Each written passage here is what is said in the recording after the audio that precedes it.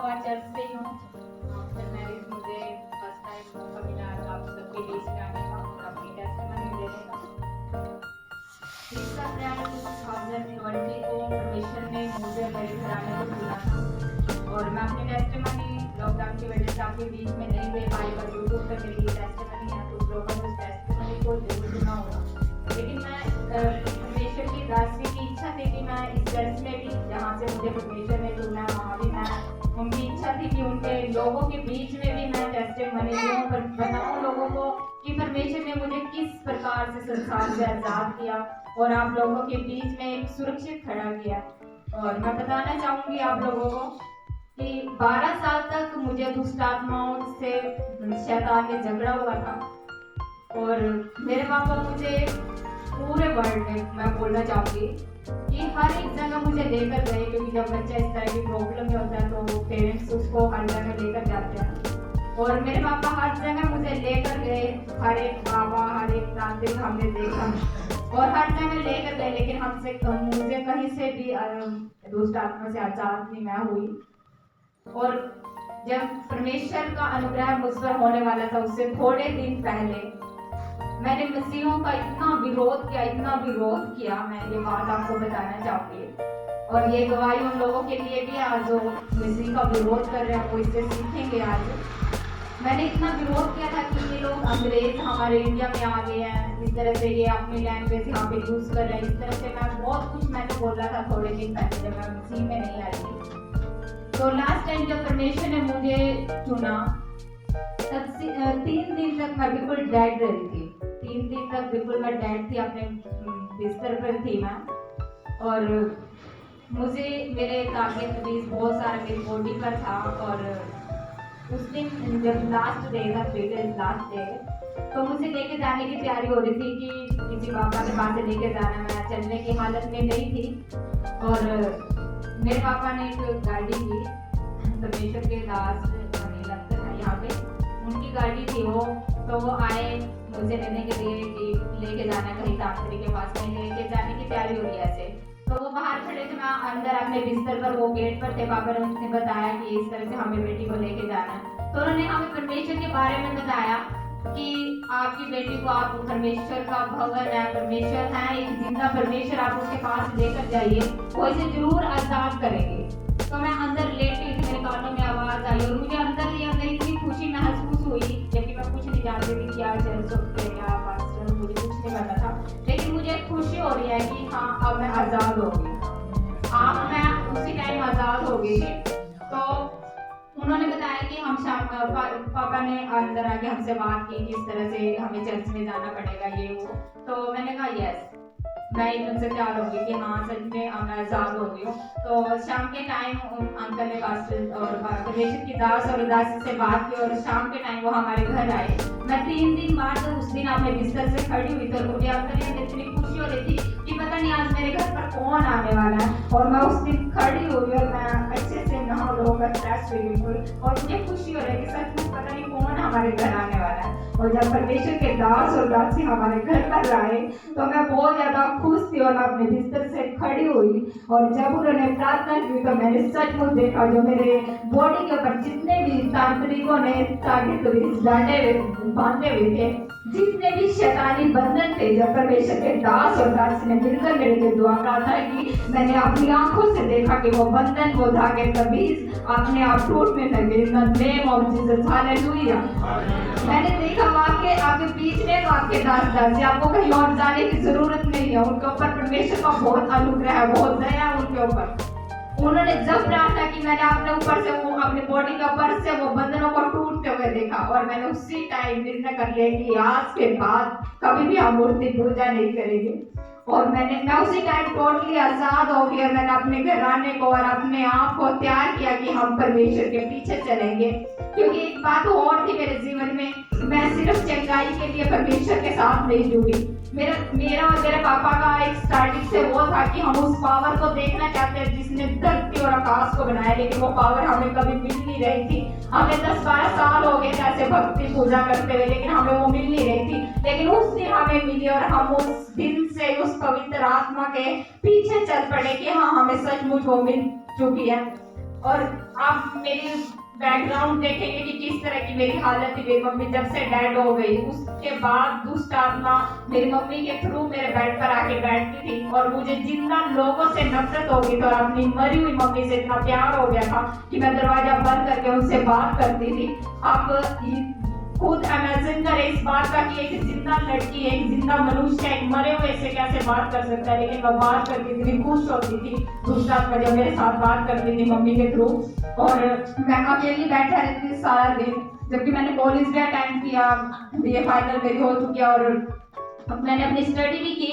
लेकिन उसके बीच में 12 साल तक मैंने एक जिंदा लाश की तरह निकाले हैं और यही से मुझे आज़ादी मिली है। कहीं मैं ये नहीं कि बड़े बड़े चर्च में गई या कुछ ऐसा, परमेश्वर के दास और दासी आपके जो बीच में उनके ऊपर सच में बहुत ज्यादा परमेश्वर का अनुग्रह है, बहुत सारी दया उनके ऊपर, उनके द्वारा मुझे छुटकारा मिला है। और उसके बाद लोग, संसारिक लोग मुझे ये भी बोलते थे कि आपके पापा को बोलते थे कि जब भी किसी तांत्रिक के पास लेके जाते थे कि आपके बेटे की कभी शादी नहीं होगी, अगर शादी हो गया तो इसका बच्चा नहीं होगा। लेकिन परमेश्वर ने 6 फरवरी को हम फर्स्ट टाइम जैसे परमेश्वर ने हमें चुना और 9 फरवरी को हम इस चर्च में जब आए और मैं इस जगह पर बैठी हुई थी जहाँ परमेश्वर ने दोबारा से फिर मुझे वहीं पे बिठाया। और जब मैं वहाँ पे बैठी हुई थी, जब मैं संसार में थी, परमेश्वर में नहीं थी, मैं दूसरों पर दोष लगाती थी कि ये पापी है, ये पापी है, ये पापी है। लेकिन फर्स्ट टाइम जब मैं परमेश्वर के भवन में आई, मैंने खुद ये फील किया कि सबसे बड़ी पापी मैं हूँ। और मैंने अपने पापों को उस टाइम धुलते हुए देखा तो मैंने परमेश्वर के सामने अपने एक एक पाप को अंगीकार किया कि पिता मैं पापी हूँ और परमेश्वर ने मुझे छुटकारा दिया। कई बार हम इसी वजह से हमें ब्लेसिंग नहीं मिल पाती, हम दूसरों पर दोष लगाते हैं, जबकि हम सब पापी हैं। अगर आपके किसी के भी कोई भी काम रुका हुआ है तो आप परमेश्वर के सामने अपने पापों का अंगीकार करें, परमेश्वर आपको ब्लेस करेंगे। और मेरी एक अच्छे घराने में मेरी मैरिज हुई है, बहुत अच्छी फैमिली परमेश्वर ने मुझे दी है।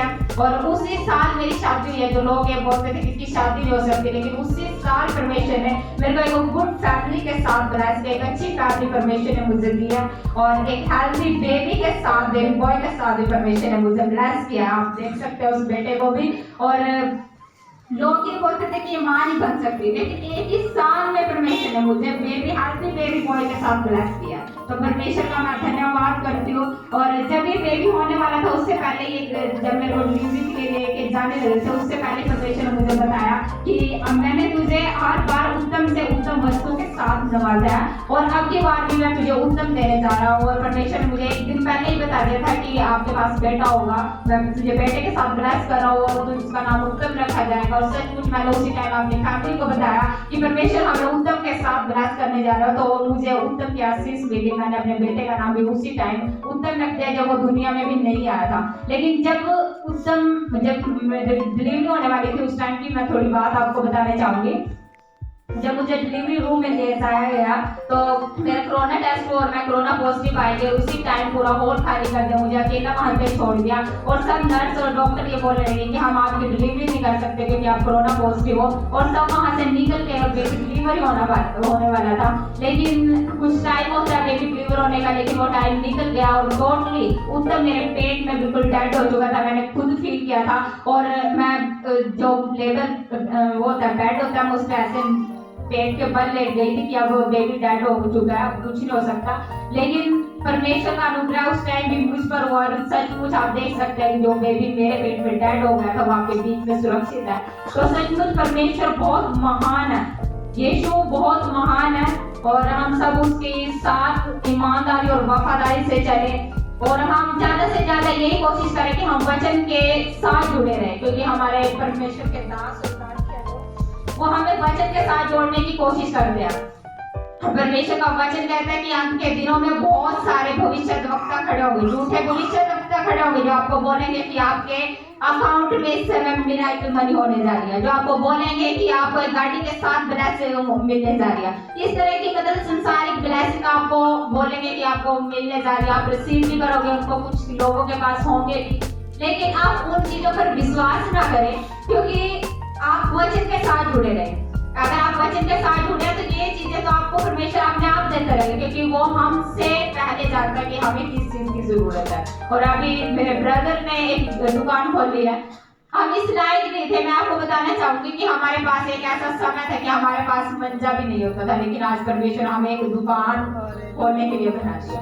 तो इतना ऊपर उठा दिया कि आज कहाँ हम जमीन पर सोते थे, लेकिन आज परमेश्वर हमें ऐसा बना दिया कि हम बेडों पर सो सकते हैं, काम भी कर सकते हैं। इतना बना दिया परमेश्वर ने हमें। एक टाइम ऐसा था कि हम 4-4 महीने तक भूखा रहते थे और हमारे पापा सुबह काम पर जाते थे, वहां से जो रोटी मिलती थी ना, तो पापा वो कोविड में डाल के लेके आते थे कि शाम को मेरे बेटे खाएंगे, मेरे बच्चे खाएंगे। लेकिन आज परमेश्वर ने ऐसा बना दिया कि हम भूखों को खाना खिला सकते हैं। मैं सारी मारी परमेश्वर को देना चाहती हूँ, परमेश्वर को देना चाहती हूँ। मैं बिल्कुल जो भी हमने उस टाइम परमेश्वर के दास और दासी ने हमने बोला था, सिर्फ हम उनके अकॉर्डिंग ही चल रहे हैं और ब्लेसिंग आई जा रही है। हमें खुद समझ नहीं आ रहा कि हम क्या हो रहा है क्या नहीं। टोटली हम सब की लाइफ बिल्कुल चेंज हो गया।